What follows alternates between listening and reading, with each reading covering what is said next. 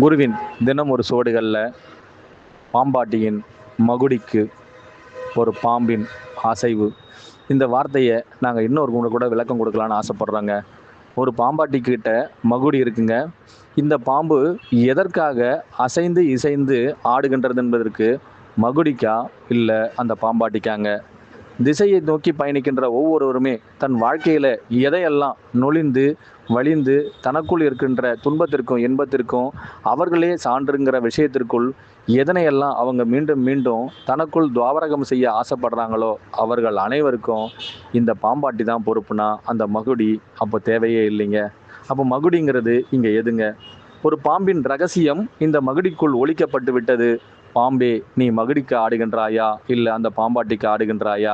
தெளிவான விஷயங்களில் யாரெல்லாம் இந்த பாம்பின் மகுடிக்கு இன்னும் கூட பல விளக்கங்களை இடலாங்க. விளக்கமாக என்ன? வெளிச்சமான ஒவ்வொரு வார்த்தையிலையும் உங்களுடைய வாழ்க்கையில் இந்த மகுடி உங்களை இயக்குவதானால் பாம்பின் ஆட்டி யார்? இந்த பாம்பாட்டி என்பவர் எங்கிருந்து உருவாக்கப்படுகின்றார்? எப்படி உருகொடுக்கின்றார்? மகுடிக்கு எது தேவை? பாம்பாட்டியா பாம்பா? இன்றைய நாளில் இதையும் நாங்கள் சில கருத்துக்களோடு சொல்லும் பொழுதெல்லாம் உங்களுடைய வாழ்க்கையின் சரிதத்தை நீங்கள் நிஜ சத்திய சொரூபரான ஒருவர் உங்களுள் இருந்து இசைக்க ஆசைப்படுகின்றார். உங்களுள் அது ஒலிக்குமானால் நான் பாம்பாட்டி, ஒலிப்பது என்னுடைய ஓசை. அனைவருக்கும் நீர் பாம்பாயிருந்தால் அதிலிருந்து உங்கள் ரீங்காரம் உங்களுள் இருந்து ஒலிக்க நானே அனைத்திற்கும் காரணமாக கடவது. ஒரு நாள் இல்லை ஒரு நாள் உங்களுள் நான் எப்படி ஒலிக்கின்றேனோ அந்த ஒளி மறைந்தால் நீயும் மறைந்து விடுவாய். இதுவே என் நாதம், அதுவே எங்கள் குருவின் நாத ஒளியாய் என்றும் பிரகாசிக்கட்டும். ஒளியின் சோடுகளில் ஒருவன் பாம்பை இசைக்க ஆரம்பிக்கின்றான்.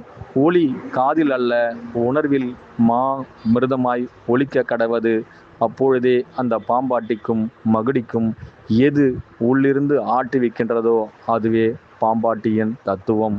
அனைவருக்கும் குருவே சரணம், குருவடி சரணம், திருவடி போற்றிங்க.